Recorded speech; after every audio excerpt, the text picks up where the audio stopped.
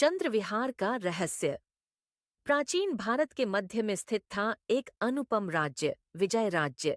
यहाँ के राजा राजनायक विक्रांत केवल अपनी वीरता के लिए नहीं, बल्कि अपने सौम्य हृदय और न्यायप्रियता के लिए प्रसिद्ध थे। उनके सिंहासन के समान ही चमकती थी उनकी जीवन संगिनी रानी वैदेही, जिनकी सुंदरता और बुद्धिमत्ता का बखान दूर दूर तक होता था। एक दिन राजा को एक रहस्यमय निमंत्रण प्राप्त हुआ। चंद्रविहार की पूर्णिमा रात को आप और रानी वैदेही का स्वागत है, जहां सत्य और प्रेम की परीक्षा होती है।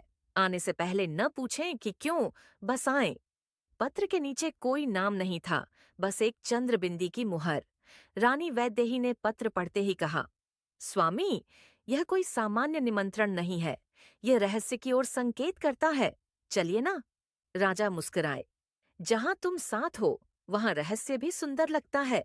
चंद्रविहार एक प्राचीन सुनसान महल था, जो सदियों से वीरान पड़ा था। कहते थे कि यहाँ कभी एक चंद्र राजा और उनकी रानी रहते थे, जिनका प्रेम कालजयी था। पर एक भयावह रात के बाद वे कभी नहीं देखे गए। जैसे ही विक्रांत और वैदेही महल पहुंचे, पूरा वातावरण बदल गया। हवा में अजीब सी नमी थी और महल की दीवारों पर चंद्रप्रकाश में कुछ अनकहे किस्से उभरने लगे। महल के मुख्य द्वार पर एक वृद्ध ब्राह्मण मिला, जिसने उन्हें अंदर आने दिया और कहा, राजा रानी, समय कम है। इस महल में 3 द्वार हैं, प्रेम का, विश्वास का और बलिदान का। केवल सच्चे प्रेमी ही अंतिम सत्य तक पहुंच सकते हैं। पहला द्वार एक विशाल कक्ष की ओर खुला, जिसमें एक दर्पण था।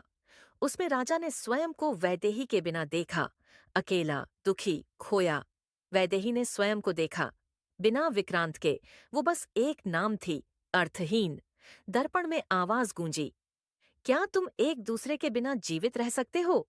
राजा ने उत्तर दिया, जीना तो संभव है, पर उसका कोई अर्थ नहीं। दर्पण टूटा, द्वार खुला।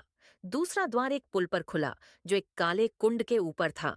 एक पत्थर पर लिखा था, केवल वही पार जा सकता है जो पूर्ण विश्वास करे। रानी वैदेही झिंझकी। पुल बहुत पुराना था और नीचे अंधकारमय पानी में हलचल थी। राजा ने कहा, अगर तुम विश्वास नहीं करोगी तो मैं पहले जाऊंगा। रानी बोली, नहीं स्वामी, मेरा विश्वास ही तो आपकी ढाल है। उसने पहला कदम रखा। पुल कांपा, फिर स्थिर हो गया। वे पार हो गए। तीसरे द्वार के अंदर एक सुंदर बगीचा था। वहां एक वृद्ध स्त्री बैठी थी, झुर्रियों से भरा चेहरा, पर आंखों में चमक।